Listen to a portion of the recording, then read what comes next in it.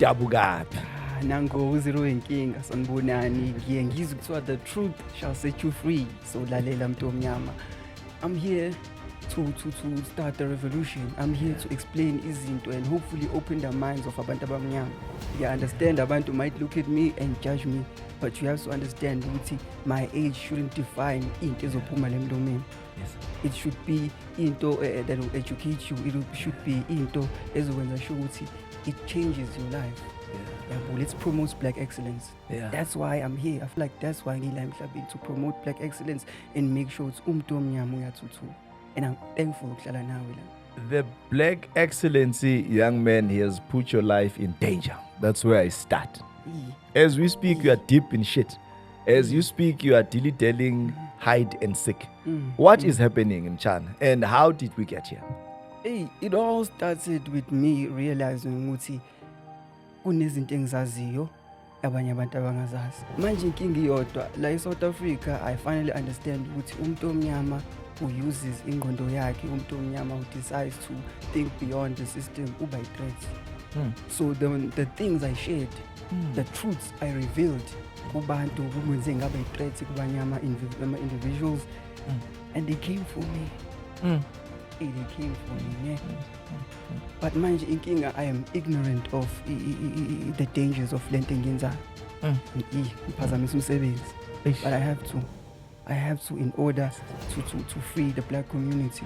I feel like Lelizwe is built on amanga, on top of amanyamanga, and in order for us to see a way forward, especially within the black community, as it destroy amanga, see build egabusha, we can rebuild.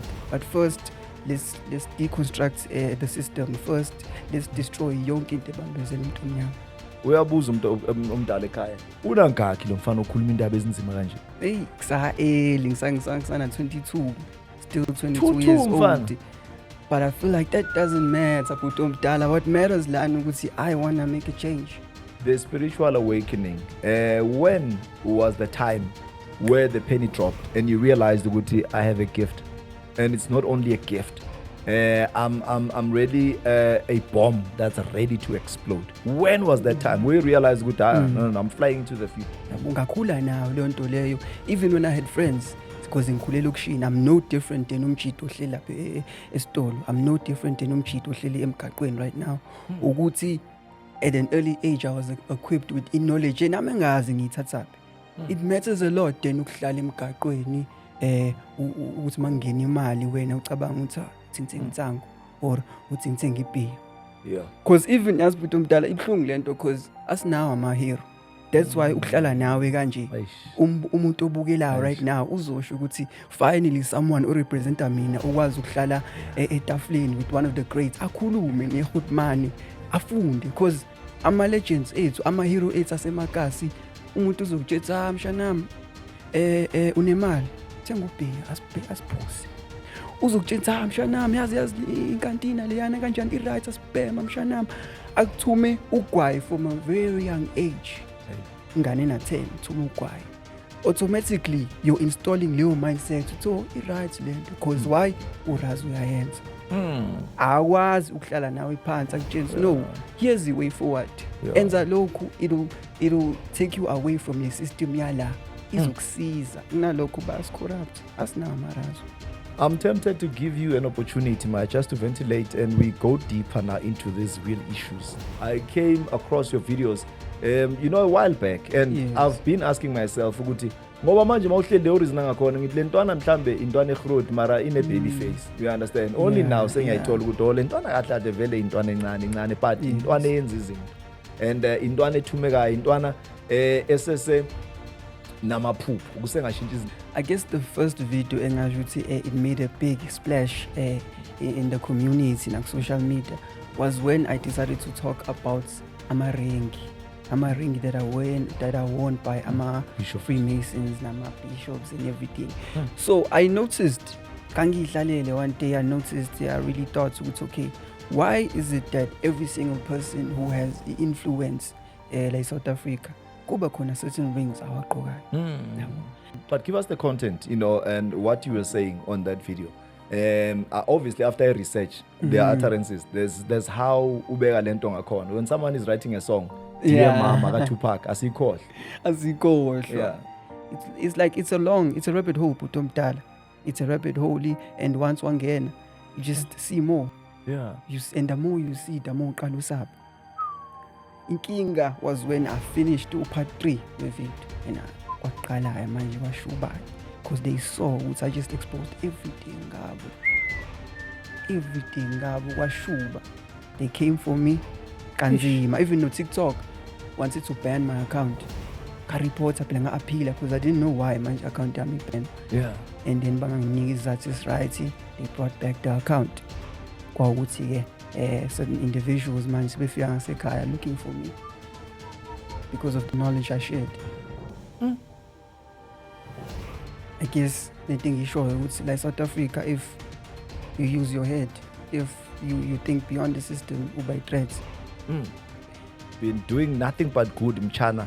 We are all inspired, you know. Thina some of us ngikhuluma ngabantu ababukela lento enizenzayo, ngiyababona abosizwe Mpofu, ngiyababona abo Pen, ngiyababona abo Sbu, gents, it's a revolution, i culture entsha le, and ngicabanga ukuthi it's here to stay. Mele ngibuze wena bhuti omdala, do you feel ukuthi si free like wena ke, because phela indlela ibuzwa kwabaphambili ezabantu abamnyama? No, we're still far from that. Yonke into monopoly. The issue of freedom, mina it's a state of mind game. Kufana nejele. Ijele abantu bayaboshwa benza ama life sentences bengaphandle. Yabona, you touched on a topic very sensitive, financial literacy, imali. Umuntu omnyama, we are not taught imali esikoleni. Umuntu omnyama uzaphume high school engazi ukuthi yini ama stocks, yini ama bonds, what is Bitcoin, ukusave ngenza kanjani. Yeah. Why besincisha leyo knowledge? Because if usingenayo, we cannot create a generational wealth.